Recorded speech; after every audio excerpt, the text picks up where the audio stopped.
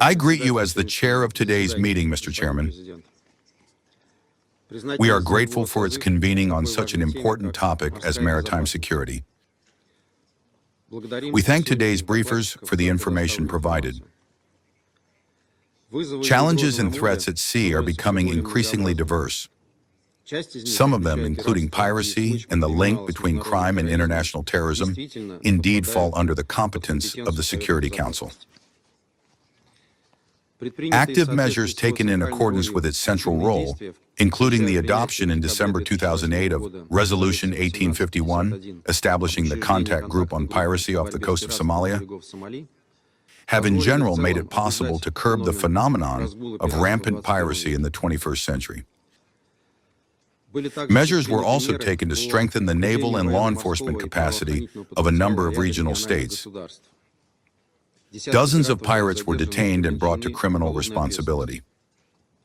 The Russian Federation was actively involved in these efforts, provided its naval forces to escort civilian vessels, and took part in the work of relevant regional formats. At the same time, acts of maritime robbery in the Gulf of Guinea continue to cause serious concern. A number of such incidents were accompanied by the taking hostage of Russian sailors. In order to improve the combat readiness and technical equipment of the Coast Guard forces of the countries of the region, we are increasing financial assistance from the funds of the Russian Federation's annual voluntary contribution to the United Nations Office on Drugs and Crime Fund.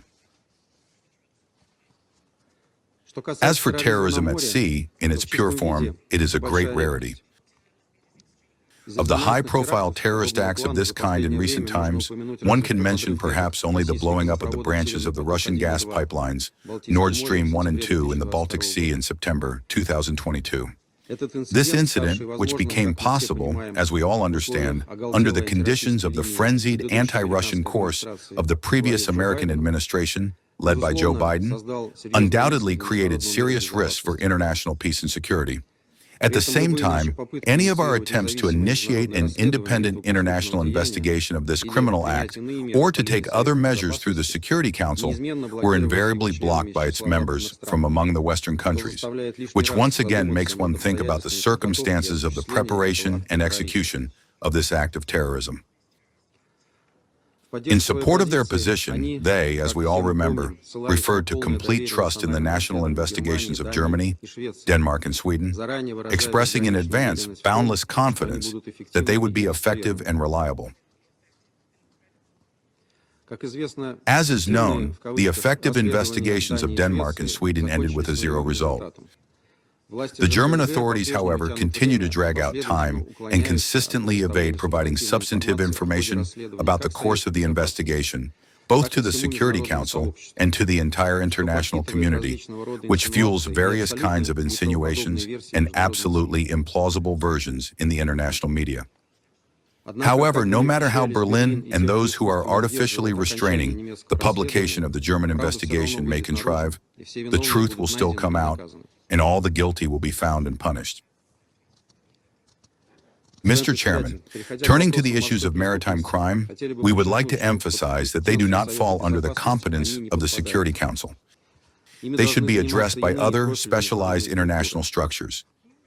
In particular, the development of unified approaches to combating organized crime in general, including its maritime component, falls within the purview of the General Assembly and the subsidiary bodies of the UN Economic and Social Council, primarily the Commission on Crime Prevention and Criminal Justice. To date, a substantial body of decisions of these bodies has been developed, devoted to various aspects of countering transnational crime.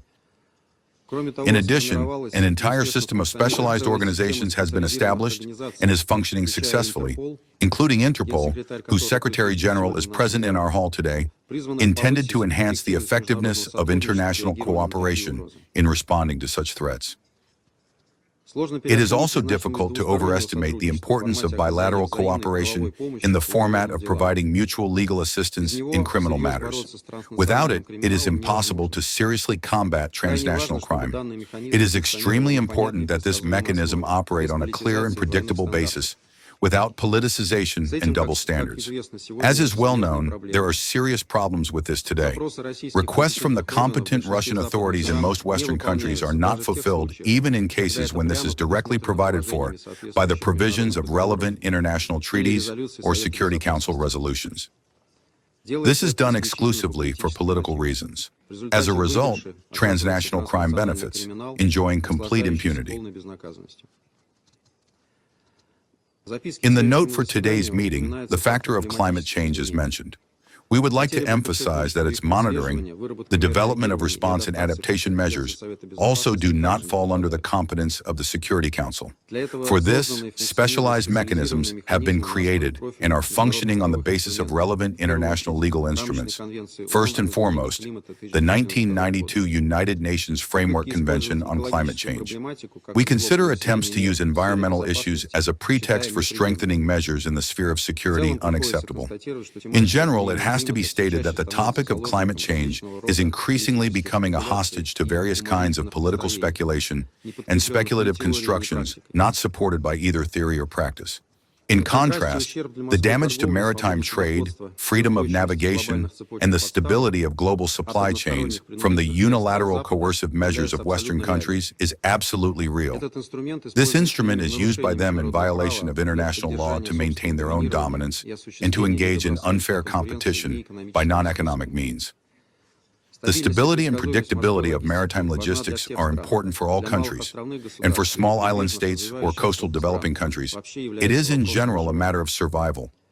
Unfortunately, it is becoming increasingly common to observe actions aimed at creating artificial obstacles and threats in this regard.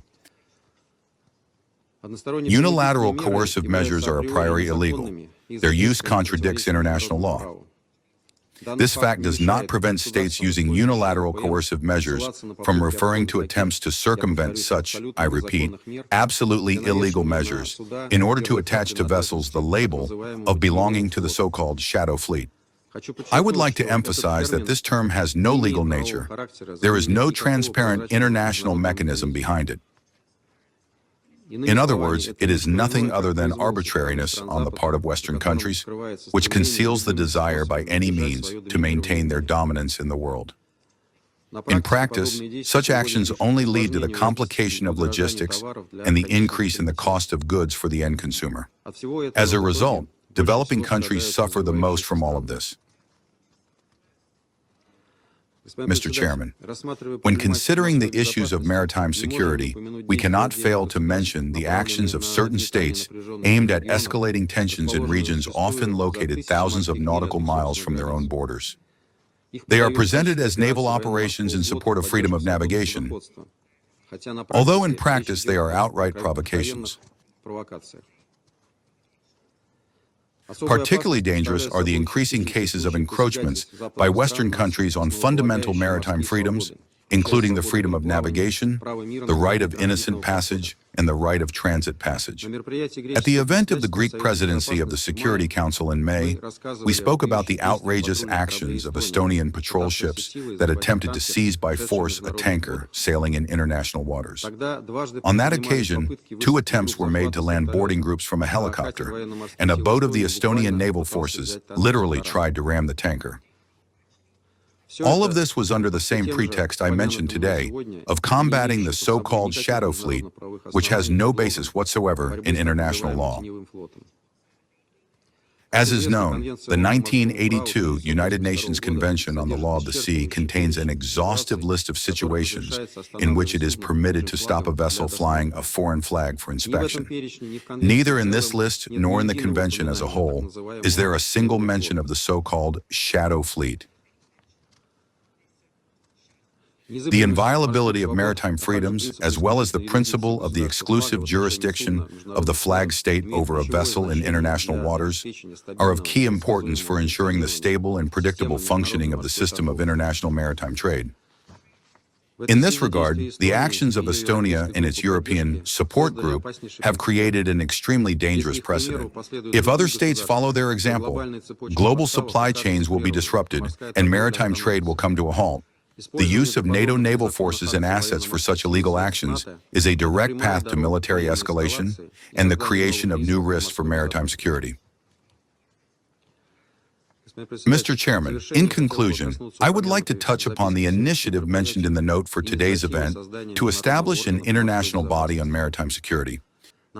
In our view, the relevant efforts undertaken at the national level, as well as through existing regional and universal organizations, are quite effective and sufficient.